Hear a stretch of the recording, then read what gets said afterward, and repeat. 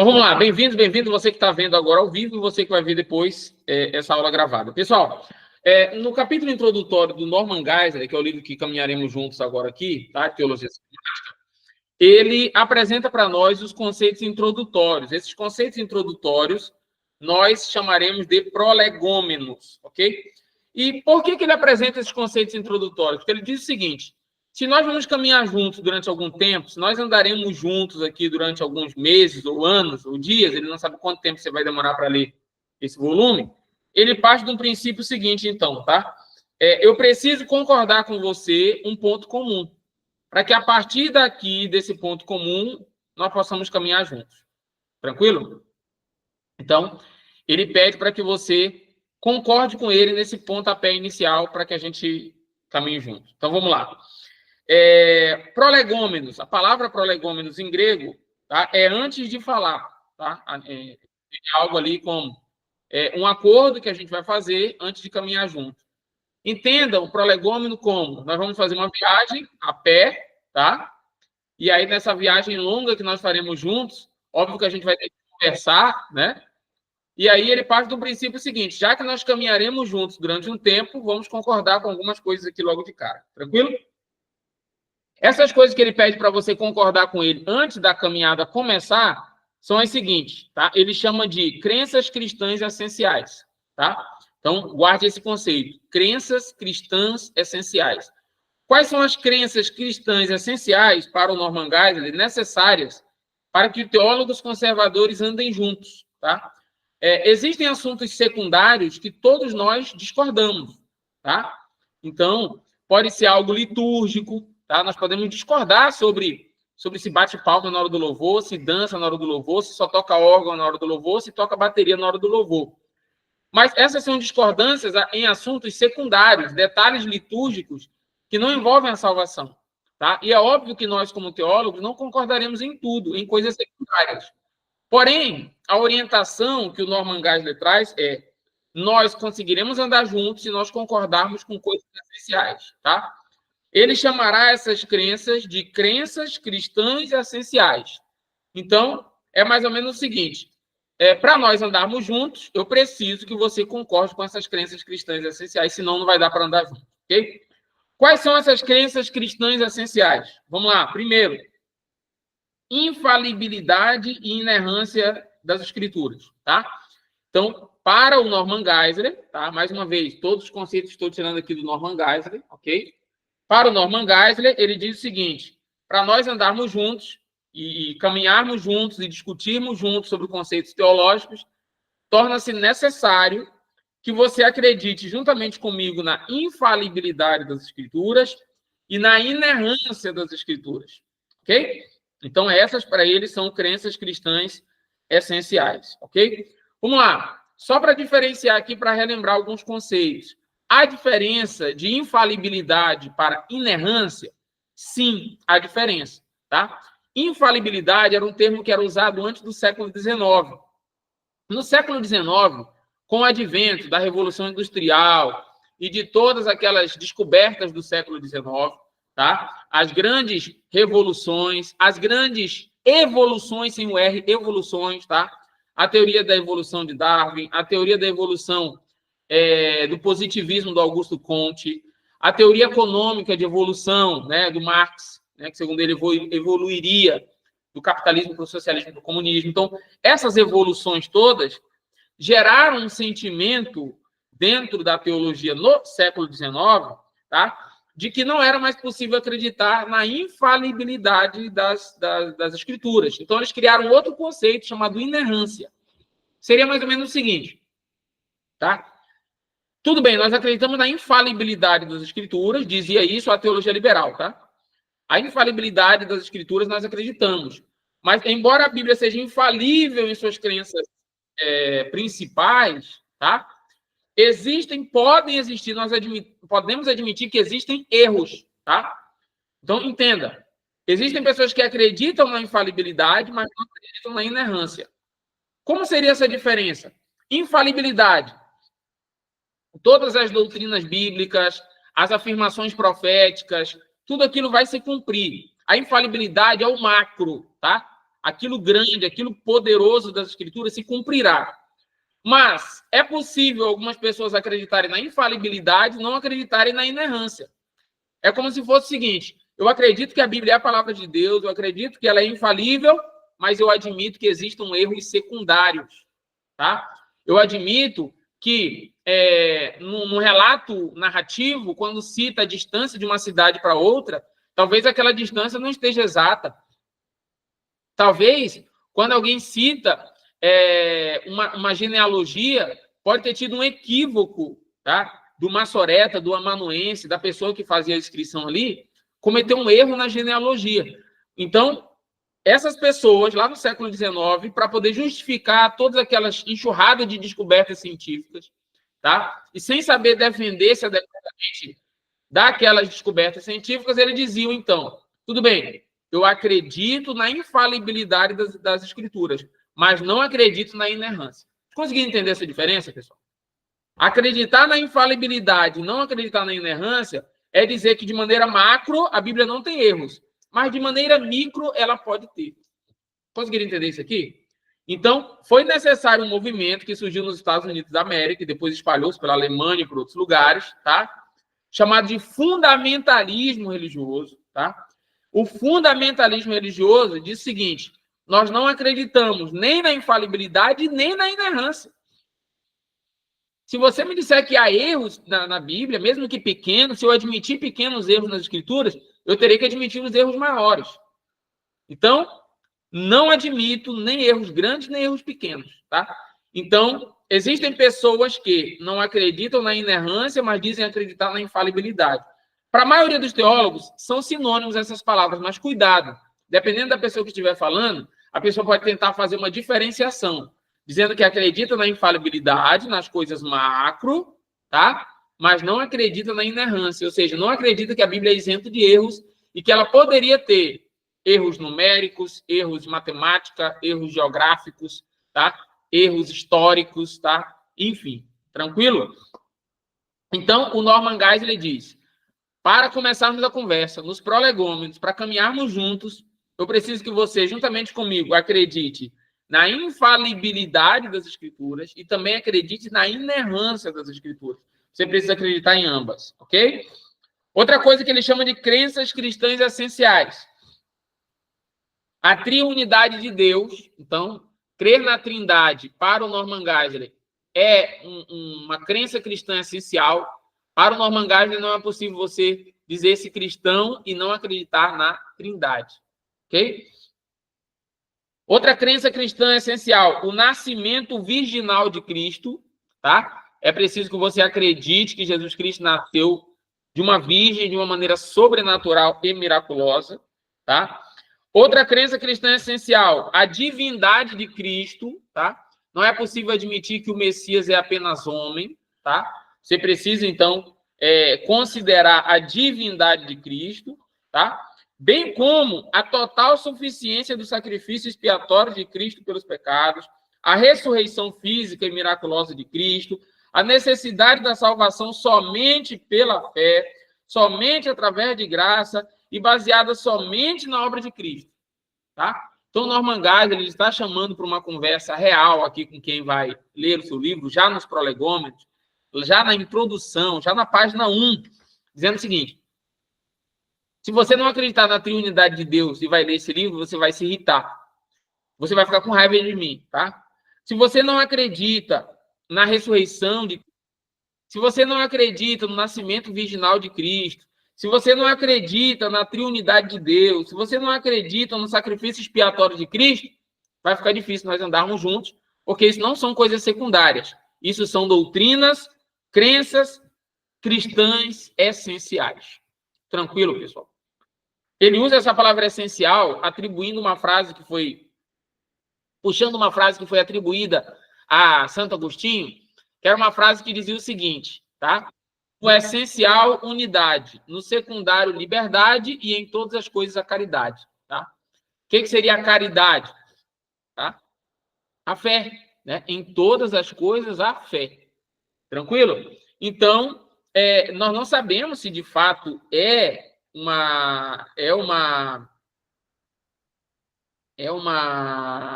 algo realmente dito por Agostinho, tá? Mas o fato é que faz sentido, né? Nós podemos discordar de coisas secundárias, das coisas essenciais, não. Então, o Norman Geisler nos chama uma conversa introdutória dizendo: se você vai caminhar comigo neste livro, que livro? Teologia Sistemática do Norman Geisler, tá? No volume 1, eu preciso que você acredite nessas coisas aqui, que ele chama de crenças cristãs essenciais. Tranquilo, pessoal? Show de bola? Partindo do princípio, tá? Que você vai fazer um concurso para pastor protestante, o Norman Geisler está te chamando, olha, você precisa crer nisso aqui também, tá? Porque a sua prova será elaborada por protestantes, tá? Conservadores. Então, é preciso que você conheça essas doutrinas e concorde com elas, tá? Embora para a prova você nem precisa concordar, você só precisa identificar na hora que ela aparece ali na sua prova. Tranquilo? Infalibilidade, inerrância. Dentro dessa introdução aqui, conceitos que caem na sua prova: infalibilidade, inerrância, teologia liberal. Tranquilo? Todo mundo consegue explicar o que seria teologia liberal, se for perguntado? Tranquilo? Show de bola? Vamos lá. Dentro dessas crenças cristãs essenciais, nós tivemos, né, nos primeiros séculos, muitas heresias chamadas heresias cristológicas. Heresias cristológicas. Como hoje a gente está na primeira aula de 2025, podemos recapitular alguns desses conceitos? Pega papel e caneta aí, se você não lembrar. Mas se você lembrar, é só lembrar mesmo de cabeça, ok?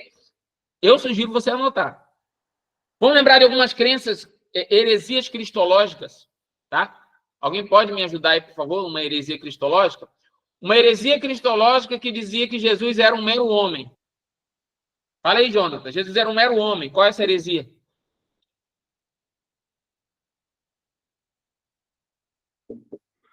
Docetismo? Como? Docetismo?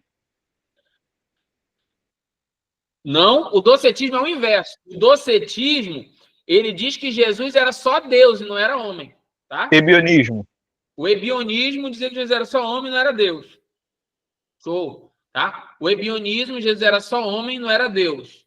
No docetismo, Jesus é só Deus, não é homem, só parece, né? Do que Parece. você. E nós temos também o arianismo, que Jesus é um homem super saiyajin, né? Entendedores entenderão, né? Quem matou aula aí no início dos anos 2000 para assistir Dragon Ball Z, lembra que Foi dotado de divindade, né? É um ser humano plus, né? Ou um Deus de segunda categoria, né? Então, para o Ario, Jesus não é um homem comum, mas também não é Deus. Ele é um meio termo ali, né? Um ser criado, né? Então, o arianismo, a principal heresia cristológica dos primeiros séculos. Aliás, o arianismo que instigou, né, os primeiros concílios ecumênicos, tá? Quando a gente fala de concílio ecumênico, o primeiro e maior, nós destacamos o concílio de Nicéia, né? E aí, então, os outros concílios, embora o Ario já tivesse morrido, etc., mas a ideia ainda é ariana, né? O concílio de Constantinopla, ele vai confirmar a divindade do Filho. Então, essa discussão vai se estender durante muito tempo, tá?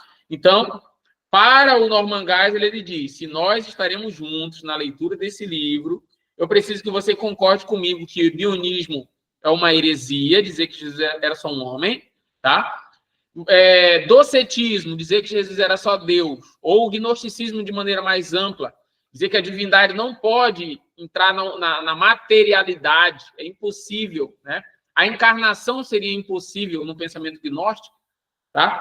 Então, se você não acredita na encarnação do verbo, não tem como andarmos juntos. É isso que o Norman Geisler está fazendo. Vamos andar juntos? Então, vamos partir de um princípio aqui que a gente vai ter que concordar aqui com isso, ok? Muito bem. O que mais que a gente poderia lembrar aí? Heresias pneumatológicas. O que seriam heresias pneumatológicas? Heresias que diminuem a pessoa do Espírito Santo, tá? Assim como não é possível admitir que você atinja Cristo, tá? Que você atinja a divindade do Filho, tá? O Norman Geisler está dizendo: não admitiremos que atinja, tá, a divindade do Espírito Santo. ok? Se alguém ataca a divindade do Espírito Santo, isso será chamado de heresia pneumatológica. Tranquilo? Então, nós temos que admitir a divindade do Pai, a divindade do Filho e a divindade do Espírito Santo. Tranquilo? Muito bem. Quando nós falamos de união perfeita das duas pessoas, tá? Das duas naturezas em Cristo, tá? União das duas naturezas em Cristo. Nós chamamos isso de união hipostática, tá? União das hipóstases, tá? Então, em Cristo, coabitava, ou coabita, tá? A natureza humana e a divina. Tranquilo? E aí perceba que muitos no século I, muitos cristãos, muitos deles, eu diria até a maioria deles sinceros, tá? A maioria deles sinceros, estava tentando resolver essa treta. Como que uma mesma pessoa pode ser, ao mesmo tempo, Deus e homem, tá? Como que Maria trocava a fralda do Deus Todo-Poderoso, tá? Então, na hora de tentar explicar esses conceitos cristológicos, tá? Surgiram o que nós chamamos de heresias cristológicas, tá? Com respeito à união hipostática. As clássicas são essas que nós já falamos. O ebionismo nega a divindade, admite apenas a humanidade. O docetismo nega a humanidade, admite apenas a divindade, tá? E temos muitas outras, né? Essas são as clássicas, né? Nós vamos ter outras heresias mais sofisticadas para frente, que vão discutir, por exemplo, a vontade em Cristo. Será que Cristo tinha apenas uma vontade? Ou será que dentro dele haviam duas vontades, né? Que a gente vai chamar de monotelismo, né? Uma vontade apenas. Será que havia uma vontade? Ou havia um duelo de vontades na pessoa de Cristo? Então, são discussões que acontecerão nos primeiros concílios ecumênicos, tá? Que aí é importante que você saiba de cabeça a data dos principais. Niceia, 325, Constantinopla, 381, Éfeso, 431, Calcedônia, 451. Beleza? Tem outros. Mas os mais importantes para as principais doutrinas e para a sua prova são eles. Tranquilo? Show de bola. O que mais que o Norman Geisler está dizendo? Lembrando que nós estamos na introdução, tá? Nos prolegômenos, no bate-papo introdutório sobre a teologia sistemática do Norman Geisler. Então, o Norman Geisler, tá? Diz o seguinte: já que caminharemos juntos durante um tempo, eu preciso que você discorde da teologia liberal, que você seja conservador, que você rechace as heresias cristológicas que não admitem ou a humanidade ou a divindade do Filho, tá? Nós precisamos concordar na divindade e na humanidade de Cristo, é isso que o Norman Geisler está dizendo, tá? É preciso que você concorde que o Espírito Santo é Deus, não é menor, tá? Do que o Pai e o Filho, tá? E que ele procede não somente do Pai, mas procede do Pai e do Filho, tá? É preciso que você concorde com a união hipostática, ok? Que é a união perfeita das duas naturezas em Cristo, tá? E, de maneira indireta, ele diz o seguinte: eu preciso que você concorde comigo nas crenças cristãs essenciais, dentre as quais está a salvação somente pela fé, a salvação somente através da graça, a salvação somente através da obra de Cristo. Quando ele usa reiteradamente a expressão somente, me relembra os 5 solas, ok? É como se o Norman Geisler estivesse dizendo: nesses prolegômenos, nessas crenças cristãs essenciais, eu preciso que você concorde comigo com os 5 solas, ok? 5 solas é novidade para alguém? Precisa que explique os 5 solas ou não? Todo mundo tranquilo? Então anota aí, se você não lembra de cabeça os 5 solas, anota aí para pesquisar depois, mas bem tranquilo, ok? Muito bem. Alguém falou alguma coisa? Bem-vindos aí quem chegou depois que a gente já tinha começado. Boa noite a todos. Vamos lá. Chegando a galera aí. Ok. Lembrando também, tá? Que já que o Norman Geisler está nos chamando a uma conversa entre conservadores, tá? Uma conversa ortodoxa, digamos assim, tá? Ele já admite aqui, tá? Já que a salvação, olha o que ele diz aqui, ó. Você precisa acreditar no nascimento virginal, na ressurreição de Cristo, na infalibilidade, na inerrância das Escrituras, na salvação somente pela fé, somente pela graça, somente por meio de Cristo. Aí ele continua: o retorno corporal físico de Cristo a este mundo. Então, o retorno de Cristo não é somente um retorno na mente e no coração das pessoas. Haverá um retorno literal de Cristo físico. Tá? Então, ele está rechaçando inúmeras doutrinas da teologia liberal aqui. Tá? A felicidade eterna e consciente dos salvos e o castigo eterno e consciente dos não salvos. Quando ele diz que ele admite a salvação eterna dos salvos e o castigo eterno dos não salvos, ele está dizendo o seguinte: eu não acredito na apocatástasis, tá? Alguém lembra o que é apocatástasis? Me relembre aí, o que é apocatástasis? Ário, ele... Ário não. Caramba, Orígenes. Né? Orígenes, ele fazia parte dessa ideia, né? Que até Satanás poderia ser salvo. Exatamente. É a ideia de que o Deus bondoso e misericordioso não vai castigar eternamente ninguém, tá? Tipo universalismo, né? É o universalismo, exatamente. É o universalismo. Então, um Deus poderoso, um Deus misericordioso, como poderia esse Deus poderoso e misericordioso, tá? Permitir o castigo eterno de pessoas, tá? Então, aí nós temos duas palavrinhas para nós já lembrarmos para a prova. Apocatástasis, que é a ideia do universalismo, todos serão salvos no final, tá? E, além disso, tem o aniquilacionismo, tá? Que é uma ideia admitida, tá? Por exemplo, pela Igreja do Sétimo Dia, tá? Eles admitem o aniquilacionismo. Ou seja, alguns serão salvos eternamente e alguns serão aniquilados, ok? Então, o Norman Geisler está dizendo, se você vai caminhar comigo, tá? Neste caminho, certo? Eu preciso que você acredite nas crenças cristãs essenciais. Essas crenças cristãs essenciais, ele enumera. Dentre elas está a felicidade eterna e consciente. Então, serei salvo, estarei consciente, tá? E também o castigo eterno e consciente dos não salvos. Eles não vão perder a memória, eles saberão porque estão lá, pelos seus pecados, pela sua rebeldia, pela sua impiedade, tá? E será um castigo eterno, ok? Não será temporário, não será 10 anos, 1 milhão de anos, será eterno. Eles não serão mortos, serão castigados eternamente, ok? Muito bem. Então, esse é o prolegômeno introdutório, esse é o bate-papo introdutório que o Norman Geisler nos chama para dizer se você vai estar comigo nos próximos dias, a gente precisa concordar com isso, ok?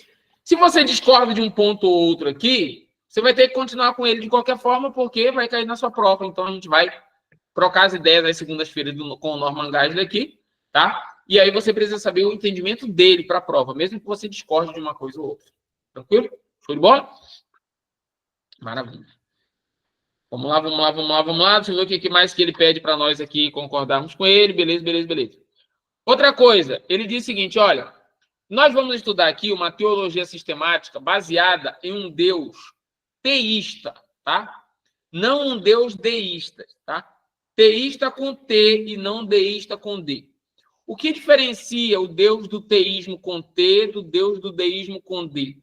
O Deus do deísmo com D é um Deus que fez o mundo, ele é o Criador, mas ele não se relaciona com as suas criaturas, tá? É um pensamento de um Deus do universo.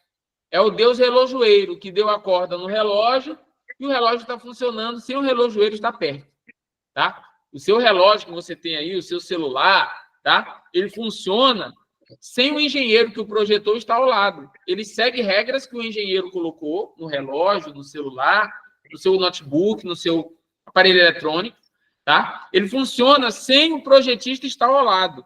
Então, o Deus do deísmo com D é o Deus que projetou, que colocou as regras, que colocou as normas e que vazou no mundo, nas outras galáxias, aí, construindo outras coisas e preocupado com outras coisas, tá? Ele não está nem aí para você que está aqui. Ele já te criou e ele já deixou tudo no automático aqui. Você se relaciona com Deus de maneira indireta, obedecendo às leis de Deus. Se Deus criou a lei da gravidade, você sabe que ela existe, não pule de um prédio de 10 andares, senão você vai se estabacar lá embaixo, tá? E não adianta pular e dizer, Deus me faça voar. Você não vai voar, porque a lei que ele estabeleceu foi a lei da gravidade. Isso serve para a lei da gravidade e para outras leis. A lei da semeadura, você plantou, vai colher. Deus não deixa eu colher. Não, vai colher, porque existe uma lei que é a lei da semeadura. Então, existe um relacionamento de Deus com os homens, no deísmo, apenas esse relacionamento indireto. Nós não nos relacionamos com Deus, nós nos relacionamos com a lei de Deus, que foi deixada no cosmos, tá? Já o Deus do teísmo, com T, é um Deus pessoal, um Deus que se relaciona conosco de maneira pessoal, tá? Então, ele ouve os meus louvores, ele ouve as minhas orações, ele atenta para a liturgia que nós preparamos para ele. Quando você se reúne lá na sua comunidade e apresenta um culto, um ritual litúrgico, com louvores, com testemunhos, tá? Então, tudo aquilo que você preparou na celebração ali, o Deus Todo-Poderoso está recebendo, tá? Então, é assim que acreditam os deuses do teísmo, tá? Que Deus está preocupado com o teu boleto, que vai vencer amanhã, e com a tua dor de cabeça, porque você orou, meu Deus, estou com dor de cabeça, tá? Já o Deus do teísmo, está nem aí para a sua dor de cabeça, se vire com ela, tá? Provavelmente essa dor de cabeça aí é uma reação do teu corpo, obedecendo alguma lei que o Criador já criou de antemão, então ele não pode ir contra a sua própria lei, ok? Então, seria mais ou menos isso. No deísmo, há um relacionamento das pessoas com a lei do Criador, tá? Já no teísmo, não. Existe um relacionamento de Deus com o ser, do ser humano com o ser pessoal, tá? Que ouve as nossas orações, tá? Que ouve os nossos clamores e se preocupa com as nossas preocupações quando nós apresentamos a ele. Ok? Muito bem. E aí o Norman Geisler apresenta para nós como que vai ser essa teologia sistemática. Ele apresenta primeiro os prolegômenos, que é esse bate-papo que a gente está tendo hoje.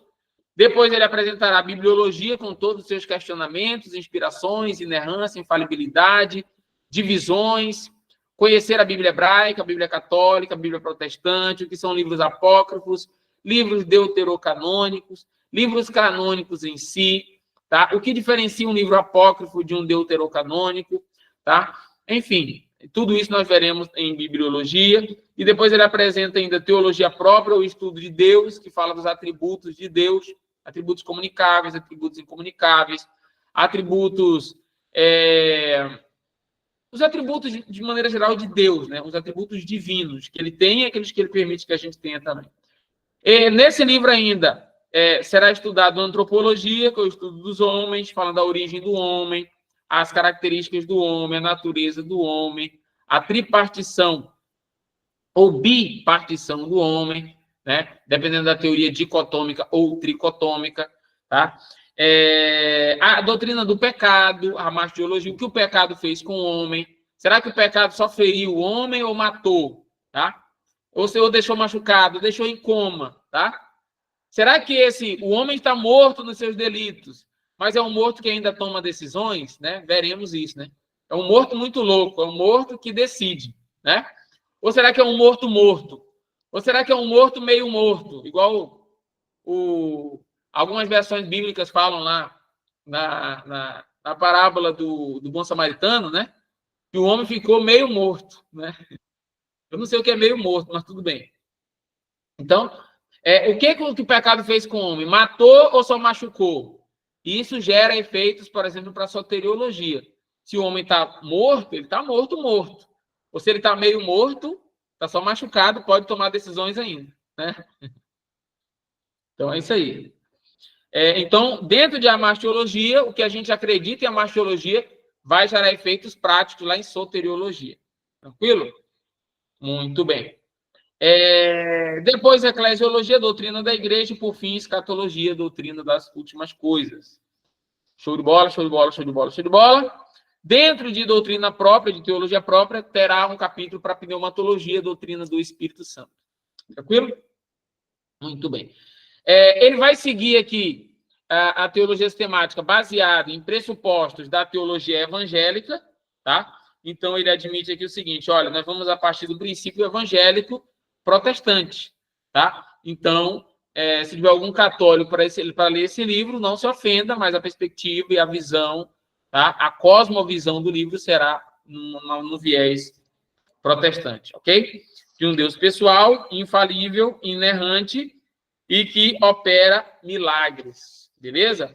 Outro pressuposto que ele vai apresentar a partir do capítulo 2, que é o capítulo, de fato, que começa o estudo teológico, o Norman Geisler, ele diz, nós vamos estudar um Deus que não é um Deus fraco, é um Deus poderoso que, inclusive, pode fazer milagres, tá?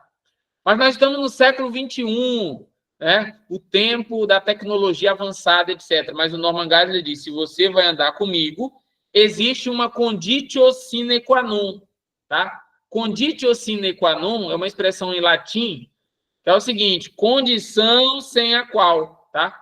Nós só poderemos caminhar juntos, baseados numa conditio sine qua non, numa condição sem a qual não será possível. E qual é essa condição? Eu preciso que você acredite em milagre, tá?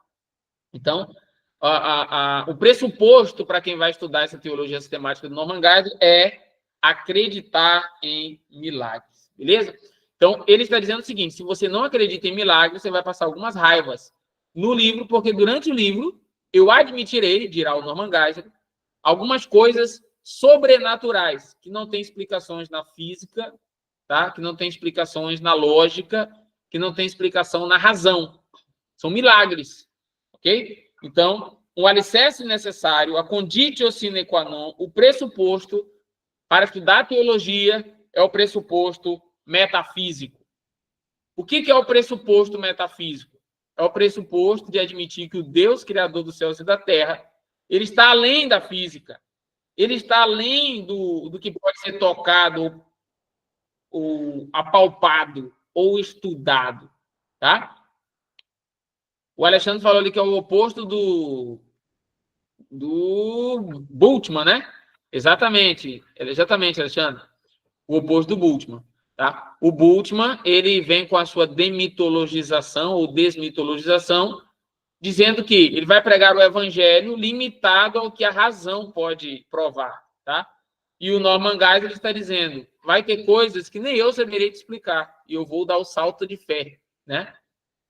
Então, eu preciso que você acredite no pressuposto metafísico, tá bom?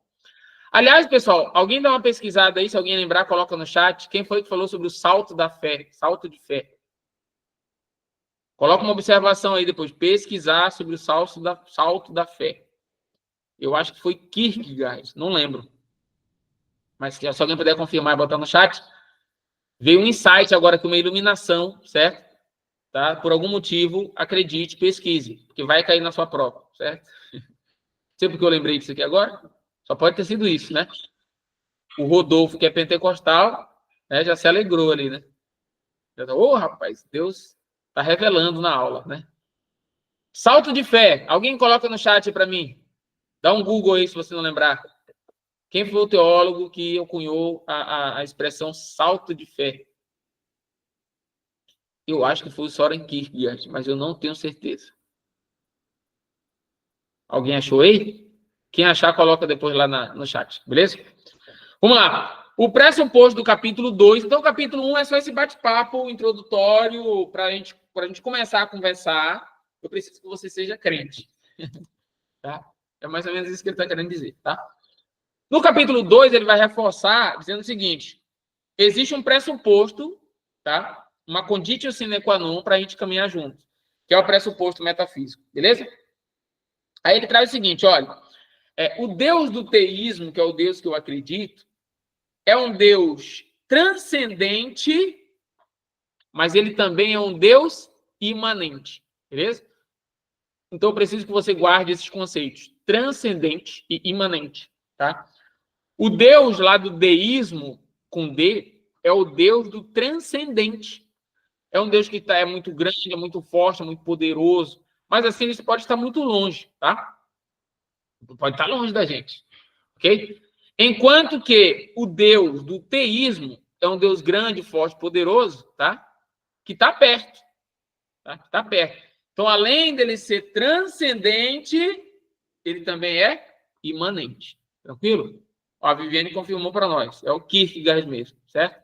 Soren Kierkegaard. Então, ele que deu essa ideia do salto de fé. Para ele, tá? Para ele, o diferencial do cristianismo é esse salto de fé. Esse salto de fé aí é você ter hora que o argumento acaba, tem hora que a razão acaba, tem hora que a erudição não é possível para explicar, e aí você chega num abismo que a partir dali você tem que dar o salto. É o salto de fé. tá? Vocês já devem ter ouvido uma ilustração de alguém que parece que um esquiador, tá? Estava esquiando, aí veio uma tempestade de neve, etc. E ele estava com aquela corda de segurança e ele caiu. No alpinista, né? Ele caiu da montanha de neve que ele estava, ele ficou pendurado por uma corda, mas devido à tempestade ele não conseguia ver nada ao redor, estava muito escuro, ficou à noite e ele não conseguia ver nenhum palmo à sua frente, tá? E ele estava pendurado por uma corda que nem ele sabia onde aquela corda estava pendurada, tá? E ele estava no meio do nada pendurado, não sabia a que altura ele estava. Ele fez uma oração, né? Senhor, me ajuda, que alguém me ache aqui, tal, preciso fugir daqui, mas estou pendurado por essa corda, não sei a que altura eu estou. E aí, de acordo com essa ilustração, ele ouviu uma voz. Você tem aí uma tesoura, uma faca? Tenho. Corte a corda. Aí ele ficou discutindo com ele mesmo, né? Consigo mesmo. Peraí, mas se eu tiver a 1 quilômetro de altura, né? E eu cortar essa corda, eu vou morrer. E a voz falou para ele, corte a corda. E ele não cortou, né? E aí ele esperou amanhecer o dia, mas veio, enfim, estava muito frio e ele acabou morrendo pendurado. E foi encontrado no outro dia, então, ali, ele pendurado, morto a 30 centímetros do chão. Certo? Ou seja, como ele não podia ver onde estava o chão, né? Ele não teve coragem de cortar a corda. Se ele tivesse cortado a corda, ele cairia, teria possibilidade de fugir, porque ele estava muito perto do chão. Então, é uma ilustração, né? Mas que relembra bem o que o Soren Kierkegaard talvez queria dizer. O cristão terá momentos em que ele terá que dar o chamado salto de fé, tá? Que é aquilo que eu vou fazer sem que a minha razão saiba ou dê a explicação para aquilo que eu estou fazendo, ok? Então, é o pressuposto metafísico, tá? Vamos discutir teologia, vamos discutir teorias, mas sempre acreditando no pressuposto metafísico, tranquilo? Aí ele traz o significado de metafísica, o que seria o significado de metafísica, tá? O teísmo é um pressuposto metafísico da teologia evangélica. Se você acredita no teísmo, você acredita num Deus que criou os céus e a terra e que se relaciona com você. Só isso já é metafísico, né? Acreditar que o Deus que criou os céus e a terra, a Via Láctea e todas as galáxias, tá? Houve a oração de um ser pequenininho, ser humano, que é um dos 8 bilhões existentes no atual momento, né? Que dobra o joelho no Brasil, né? Aí na sua cidade, e o Deus Todo-Poderoso ouve a sua oração, né? Então, quando você ora, você está dizendo, eu acredito no pressuposto metafísico, eu acredito que Deus, que criou os céus e a terra, está ouvindo essa minha oração. Ok? Aí ele traz uma definição, né, técnica, que seria metafísica, é algo que vai além da física, tá? É o estudo do ser ou da realidade, é o estudo do ser como ente, como algo oposto, tá? Ao estudo do ser físico. Tá? É o ser que, na sua essência, ele vai além daquilo que é físico. Ok? Muito bem. A teologia evangélica implica o teísmo metafísico, óbvio. Tá? O evangelicalismo crê que Deus existe além desse mundo, mas que ele é um Deus que, embora seja eterno, infinito e absolutamente perfeito, ele é pessoal e ele se relaciona conosco. Ok? Tranquilo? Muito bem. Acreditar que Deus é um Deus poderoso que está além do universo, tá? Já nos tira de algumas teorias. Quais teorias? Existem algumas teorias que explicam ali sobre Deus, tá? Dentre essas teorias, nós temos, a partir da página 16 aí da Teologia Sistemática do Norman Geisler, ele demonstra para nós o teísmo com T, é aquele que nós acreditamos, um Deus transcendente, mas também é imanente. Ele apresenta o ateísmo, tá? Palavras de origem grega que começam com A, negam tudo que vem depois. Então, se o teísmo é crer em um Deus pessoal, o ateísmo é não acreditar na existência desse ser, desse Deus pessoal. Ok? Panteísmo, tá? Deus é o próprio universo, ele é tudo, tá? Não é que Deus criou o universo ou que Deus se relaciona com o universo. No panteísmo, Deus é o universo. Deus é o vento, Deus é a cachoeira, Deus é, tá? As 4 estações. Deus é o próprio mar, Deus é a montanha, tá? Deus está nos animais, Deus está nas pedras, Deus está nas nuvens, tá? Panteísmo, Deus é tudo, tá? E tudo é Deus, e Deus é tudo, tá? No panteísmo, não existe um Deus pessoal, porque não tem como você se relacionar com a cachoeira ou com a pedra, tá? Então, o panteísmo, Deus é tudo, mas isso tira a pessoalidade de Deus, ok? Se tira-se a pessoalidade de Deus, anula-se textos como porque Deus amou o mundo de tal maneira. Se Deus não é pessoal, Deus não ama ninguém nem nada, tá? Que deu seu próprio filho, né? Seu único filho, né? Então, só dá alguma coisa a alguém quem é pessoal, tá? Só faz uma coisa planejando quem é pessoal. E Deus planejou dar o seu filho para que por meio dele salvasse alguns, tá? Salvasse as pessoas, para que todo aquele que nele crê não pereça, mas tenha a vida eterna. Há um planejamento da salvação. Há uma ordem da salvação. Há uma linha temporal que nos apresentará a salvação cada vez mais explícita, até chegar à plenitude dos tempos, no período em que Cristo vem e apresenta a salvação, apresenta o Deus encarnado, tá? Há uma caminhada para isso, há um planejamento para isso. Nada é feito aleatoriamente, tudo é feito baseado em um planejamento poderoso, perfeito e sábio do nosso Senhor. Tranquilo? Então, isso anula o panteísmo, porque no panteísmo, Deus é tudo, mas ele não é pessoal. Tá? Deus é tudo, mas não tem pessoalidade. Ok?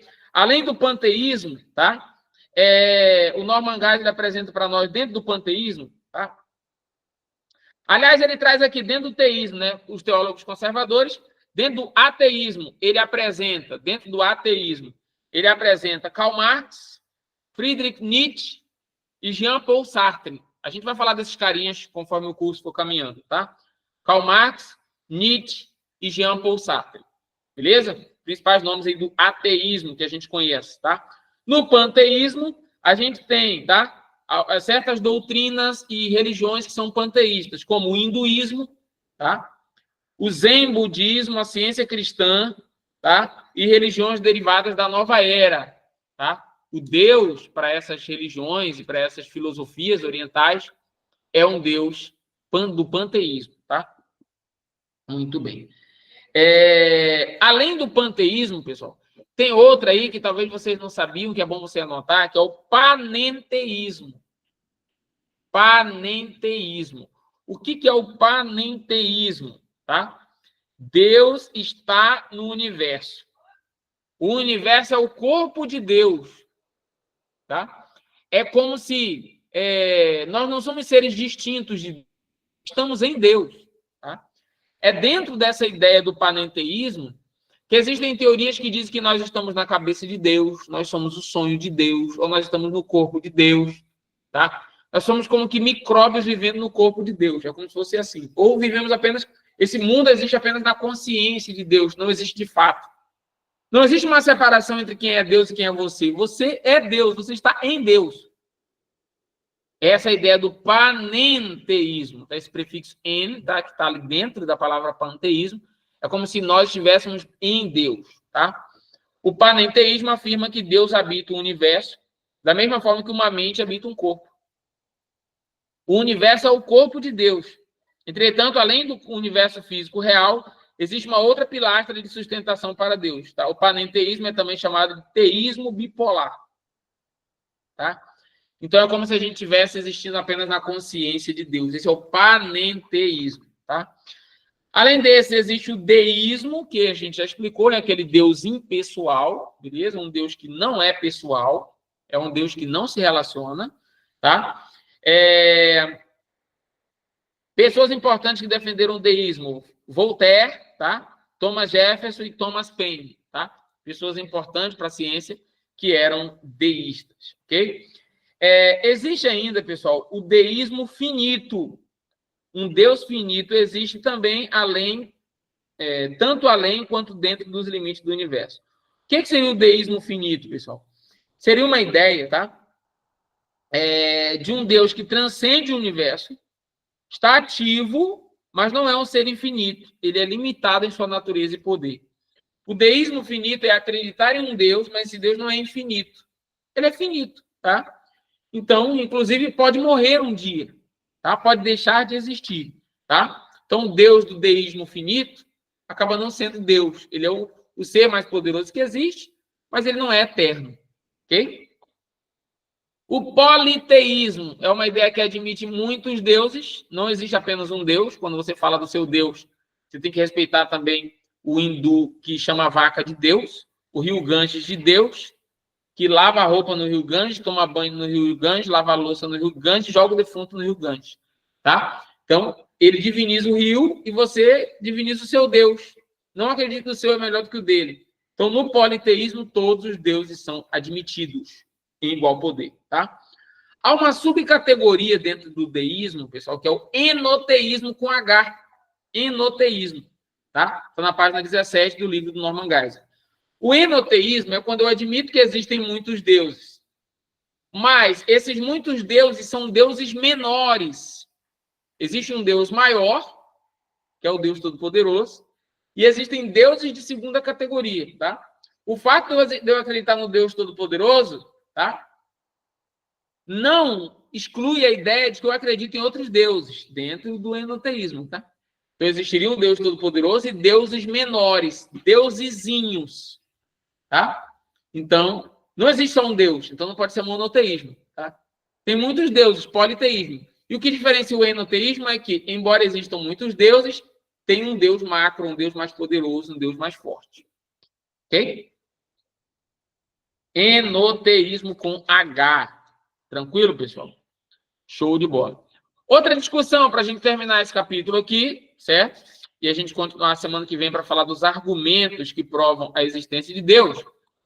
O Norman Geisler vai gastar umas 2 ou 3 páginas aqui para apresentar um conceito que talvez seja novo para alguns, que é o conceito de pluralismo e monismo, tá? O que é a ideia do monismo? A ideia do monismo, do prefixo mono no grego de um, alega que só existe um ser no universo, que é Deus. Todos nós seríamos como que parasitas de Deus, tá? Ele é o único ser de fato que existe. E nós só existimos na consciência de Deus. É aquela mesma ideia do panteísmo ou do panenteísmo, tá? De que só existe um ser real, que é Deus. Nós ou somos ilusões, ou estamos em Deus, ou na consciência de Deus, ou somos um sonho, tá? Não existimos de fato. Só existe um ser que existe. Então, essa crença de que só existe um ser verdadeiro é o monismo, tá? E foi defendida por um filósofo chamado Epimênides, né? É Parmênides, desculpa, foi o Parmênides, tá? Parmênides acreditava no monismo, tá? Só existe um ser que é Deus e nós estamos nesse ser, em Deus. Nós estamos em Deus. Só Deus existe. Isso é monismo. Pessoal, só um detalhe. Pessoal. O objetivo aqui não é fazer defesa apologética da fé. O objetivo aqui é apresentar para vocês os conceitos que você anote enquanto eu estou explicando, para que na sua prova esse conceito vindo você acerte. O objetivo aqui não é apologético, tá? Porque talvez alguém fique esperando que hora que o Isaac vai defender a fé. Ele citou um texto ali que me parece ser herético. Pois é, o objetivo agora é apenas que você conheça o conceito, tá? Como nós estamos estudando um teólogo conservador, Norman Geisler, ele já fará isso na sua leitura, né? Defenderá os pontos mais conservadores e ortodoxos, beleza? Então, o monismo só existe um ser. O que discorda desse monismo é o pluralismo. É a ideia de que Deus existe, é um ser pessoal todo-poderoso, mas os seres menores que foram criados, que não são deuses, são criaturas de Deus, existem de fato também. Não são ilusões. Eles existem. Então, não existe só um ser, existem muitos deuses, por isso que, ou muitos seres, tá? Por isso chamado de pluralismo. Muitos seres existem, não somente um. Ok? O argumento a favor do monismo é defendido por Parmênides, um filósofo grego conhecido, certo? E muitos teólogos depois vão tentar discordar dessa ideia do monismo, provando que o monismo não é real, de que o que existe é o pluralismo, tá?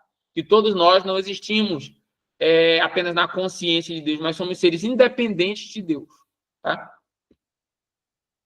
Muito bem. E aí, quem vai trazer o melhor argumento para defender o pluralismo, pessoal, é o São Tomás de Aquino. Por isso, a tese do São Tomás de Aquino será chamada de tese tomista ou teísmo tomístico, tá? que é acreditar num Deus pessoal que se relaciona conosco. Se ele se relaciona conosco, então quer dizer que ele existe e que nós existimos. Então não existe só um ser, existem muitos seres. Entendeu? Se eu admito que eu me relaciono com Deus e eu não sou Deus, então existem duas pessoas, pelo menos, eu e Deus. Ok? Então isso vai ser chamado de teísmo tomístico. Guarde esse nome, pessoal. A prova de capelão, quem passa, não é quem é melhor pregador, não é quem já leu a Bíblia 1 milhão de vezes, é quem lembra dos conceitos. Tá? Então lembre, teísmo tomístico é a tese defendida por Tomás de Aquino, tá? De que existe um ser pessoal que se relaciona conosco. Como ele se relaciona conosco, então ele é uma pessoa, eu sou outra pessoa. Não tem como ter um relacionamento eu para eu, tá? A única vez que eu vi um relacionamento de uma pessoa para consigo mesmo foi o Chaves vendendo churros e comprando churros dele mesmo, tá? Então, quem lembra do episódio dos churros, né? Pode me vender um churros? Opa, eu compro churros. Ele come os churros e compra os churros e vende os churros. Né? Aquilo ali é um relacionamento do Chaves comprando e vendendo churros para ele mesmo, tá? Mas, para o Tomás de Aquino, esse relacionamento do Chaves vendendo e comprando dele mesmo é loucura, né? No caso do Chaves, é esperteza, tá? Mas, de fato, se eu admito um relacionamento, eu admito a existência de pelo menos duas pessoas. E se existem pelo menos duas pessoas, o monismo está descartado. O que é o monismo? A ideia que diz que só existe mono, uma pessoa que é Deus. Tá? Então, para o Tomás de Aquino, existem pluralismo de pessoas. Tá? Isso é chamado de teísmo tomístico. Existe um Deus que se relaciona com pessoas, com as suas criaturas. Ok? Muito bem.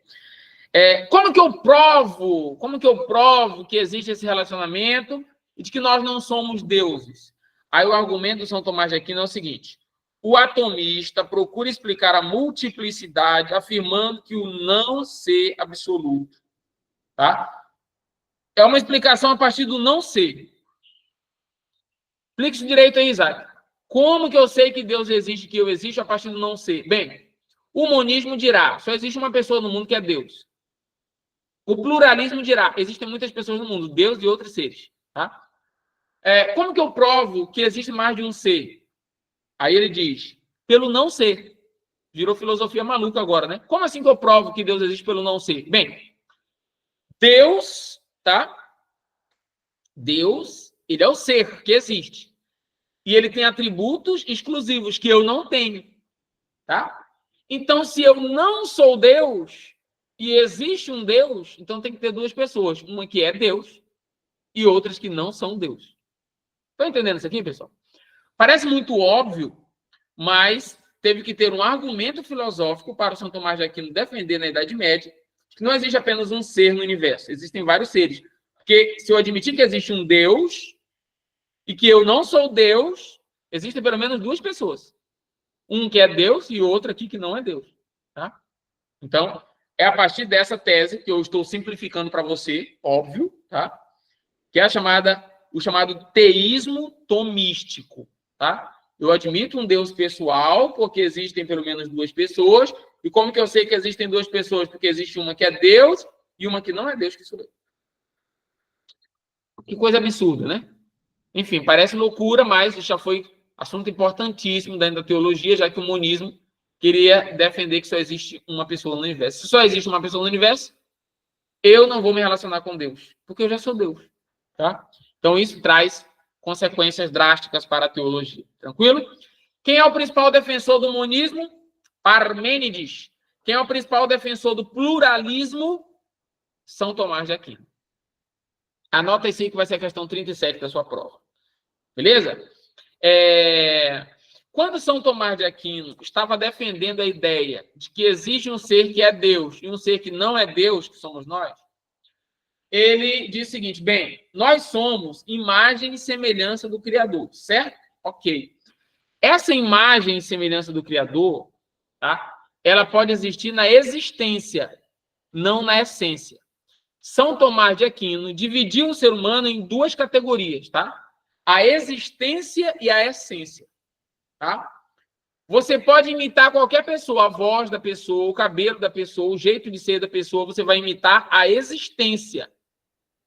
Mas jamais você conseguirá copiar a essência. Existe algo dentro do ser humano, intrínseco ao ser humano, tá? Que é a essência, tá? E essa essência de que existem fatores externos que me entristecem, que me amarguram, que me adoecem, que me ferem, mas todos esses fatores externos só podem atingir a minha existência. Eles não podem atingir a minha essência. Vai ser o seu sermão de domingo na igreja, tá? Essência e existência, tá? As crises atingem sua existência. As dívidas atingem sua existência. As enfermidades atingem sua existência. Mas elas não podem tocar na sua essência, tá? Jó foi atingido na sua existência, mas o diabo não pôde tocar na sua essência. A essência é intocável. Ok? Você pode dar glória a Deus por isso? Né? Então, perceba o seguinte, né? Já quer pregar. Olha aí, pessoal. A principal teoria filosófica do século XX/XXI é uma coisa, é uma tese filosófica defendida por Jean-Paul Sartre. Como é o nome da tese filosófica defendida por Jean-Paul Sartre? Alguém lembra? Cai filosofia na prova de capelão também, tá? Teoria filosófica pós-moderna defendida por Jean-Paul Sartre. Existencialismo moderno? Existencialismo, obrigado. E o que é o existencialismo do Jean-Paul Sartre, o existencialismo moderno? Ele diz que não existe essência. Olha o perigo do existencialismo do Jean-Paul Sartre, pessoal. Olha o que o São Tomás de Aquino dizia: eu tenho essência e a existência. A minha existência está exposta às intempéries, às crises, às doenças e a tudo mais. Mas a minha essência não pode ser atingida, tá? Uma pessoa pode imitar a outra na existência, jamais na essência, tá? O que me faz vencer as crises é saber que a crise só atinge a minha existência, mas existe uma essência, tá? Que é maior, tá? A minha existência, o meu corpo exterior pode estar fadigado, doente, triste, mas a minha essência aguarda a restauração eterna e a salvação eterna e a pátria celestial. Aí vem o Jean-Paul Sartre e diz o seguinte: a essência não existe. É uma mentira que te contaram desde a Idade Média. A única coisa que existe é a existência. Só que quando o Jean-Paul Sartre diz que a única coisa que existe é a existência, olha o perigo disso. Se você é atingido na sua existência, depressão, exatamente, Alexandre, niilismo, tá? Se você é atingido por uma crise, se você é atingido por qualquer coisa da vida, para que viver se a minha existência não serve para nada? E não há essência. A essência é uma mentira religiosa. Por isso que a teoria existencialista do Jean-Paul Sartre tende a aumentar o número de suicídio. Porque se eu estou em uma crise, o que me vai vencer essa crise? Não tenho forças para a crise. Essa crise só atinge a minha existência, mas a minha essência está intacta. Lembra que Paulo falou, o pessoal bom de Bíblia aí, acho que Paulo falou, mesmo que o homem exterior se corrompa, não é isso que ele chama? Alguém me ajuda a lembrar esse texto aí. Mas existe o homem interior. Esse homem interior não pode ser atingido. O que Paulo estava dizendo? Embora a existência possa estar ruim, mas a essência não pode ser atingida. Embora a existência esteja passando por fome, nudez, perigo, espada, calúnia, difamação, pedrada e etc., mas a essência não pode ser atingida. Aí vem o Jean-Paul Sartre, casado com a Simone de Beauvoir, tá? Que é justamente a matriarca do movimento feminista, e diz o seguinte: essa essência não existe, só existe a existência. Se só existe a existência está ruim, é melhor dar um tiro na cabeça. Então, a essência sem existência seria uma completa derrota, um fracasso, um horror. Tá? Olha o que o apóstolo Paulo diz: se a nossa esperança fosse apenas nessa terra, nós seríamos os mais infelizes dos homens. Mas nós não esperamos só aqui. A nossa esperança está na pátria celestial que Deus foi preparar para nós. E essa pátria celestial não é para a existência, essa pátria celestial é para a essência. Ok? Então, dentro dessa ideia do pluralismo que o Tomás de Aquino defendeu, ele defendeu que existe a existência e a essência. E o cristianismo ortodoxo, o cristianismo conservador, tá? O evangelicalismo e o protestantismo, de maneira geral, admite que existe a existência, mas existe também a essência. Tranquilo? Então, a filosofia, tá? Do século XX/XXI não admite a essência. O que existe é apenas a existência. Tranquilo, pessoal? Eu vou pedir para vocês me ajudarem, certo? Lá no nosso grupo do WhatsApp. Como? Eu quero que vocês me mandem textos lá que provem a essência em detrimento da existência. Tá por quê? Eu vou pregar essa mensagem a próxima vez que eu for pregar na igreja, certo? Eu quero textos que me mostrem a essência, né? É superior à existência. O Rodolfo gostou, né, Rodolfo? Então, essência é superior à existência, existem as duas coisas, tá? Não existe apenas a existência, beleza? Rodolfo é líder de adolescentes? Prepara essa palestra lá, Rodolfo. A filosofia dirá que só existe a existência, mas a Bíblia nos traz que existe a existência e a essência. Tranquilo? Então, para provar que existe um Deus pessoal, que existe, que se relaciona conosco, mesmo que na existência não apareça, mas a nossa essência é alimentada pelo relacionamento com Deus, pela oração, pelo jejum, pela leitura bíblica, pela comunhão. É a essência que é alimentada, não a existência. Tá? A teologia conservadora, a partir de muitos teólogos, tá? Vai trazer para nós 4 argumentos que provam que Deus é real e que o teísmo é viável. Que existe um Deus criador, que além de ser criador, se relaciona conosco. Tá? E aí nós veremos, para terminar esse capítulo 2 do livro do Norman Geisler, tá? O argumento cosmológico, tá? Ele apresentará ainda, além do argumento cosmológico, tá? Deixa eu ver quais são os outros argumentos que ele apresenta aqui para nós. O argumento cosmológico, o argumento teleológico, tá? O argumento ontológico e o argumento moral, beleza? O argumento cosmológico é o argumento de São Tomás de Aquino, o argumento ontológico é o argumento de Santo Anselmo, o argumento moral é o argumento do Immanuel Kant, tá? E tem ainda o argumento teleológico, tá? Que é um argumento que fala sobre que tudo foi feito para um propósito, tá? Modernamente, esse argumento teleológico é chamado de design inteligente. A gente falará dele no próximo encontro.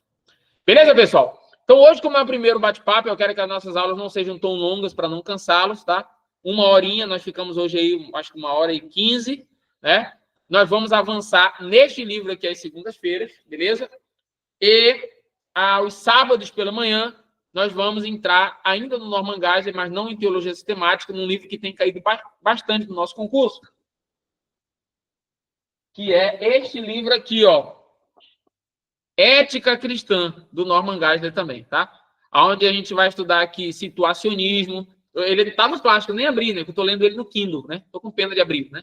Tô lendo ele no Kindle de maneira digital, no Kindle. Fala sobre situacionismo, tá? Sobre em que situações o cristão pode mentir, se é absoluto que ele jamais pode mentir. Enfim, são questões éticas que vai abordar aí pena de morte, ecologia, aborto, drogas, casamento, guerra, armamentismo ou desarmamentismo, homossexualidade. Então, é um assunto que vai ser importante para o concurso e para a sua vida aí, como ministro, como ministra, tá? Alguém um dia vai te fazer uma pergunta que será respondida com esse livro aqui, tá? Sobre ecologia, sobre pena de morte, sobre drogas, sobre divórcio, tá? Homossexualidade, etc. Beleza, pessoal? Tranquilo? Show de bola? Então, oficialmente, eu quero terminar aqui o nosso encontro hoje, certo? Então, vou terminar a gravação aqui, que depois a gente vai disponibilizar para os nossos alunos, certo? E quero ouvi-los. E aí, pessoal, como é que está a expectativa?